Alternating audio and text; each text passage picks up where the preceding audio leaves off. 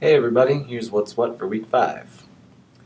Without Gunpei Yokoi making noise at Nintendo in the late 80s, portable gaming would not be the beast it is today. His idea was not just to take the NES and make it portable, but to create a separate gaming experience altogether. The design was simple and utilitarian, and the games were watered-down versions of already familiar favorites, addicting to boot. Most importantly, it was cheap and the battery lasted. I don't remember anyone who had a Sega and didn't complain about it constantly dying, but I never heard it the same about a Game Boy, even when it finally came in color. Thanks, Gunpei.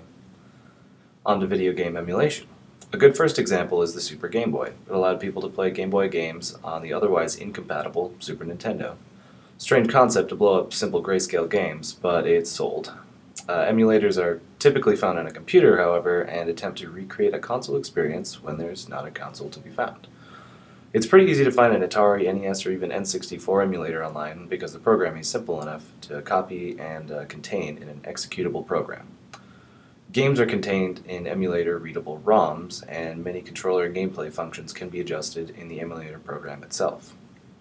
Today's next-gen consoles are a little tougher to emulate, in part because of stricter locks on programming and the density of data, but you can't say you never got the chance to play the original Zelda. Speaking of locks on programming, let's move on to the open source movement. Thanks to some well-intentioned hackers, there exist boatloads of free programs, operating systems, and games. Linux and all its children, or a jailbroken iPhone, make for powerful platforms for the distribution of open source games and programs. With mobile gaming in particular, GNU licensed games give developers and gamers alike the ability to change the way a game is played and how much should be charged for it. For the brave, that price is zero with ad-supporting content developers. By having the source code under a GNU license is simply the best way to ensure innovation, and that a few giants like Zynga don't take over. That's all I got. Thank you.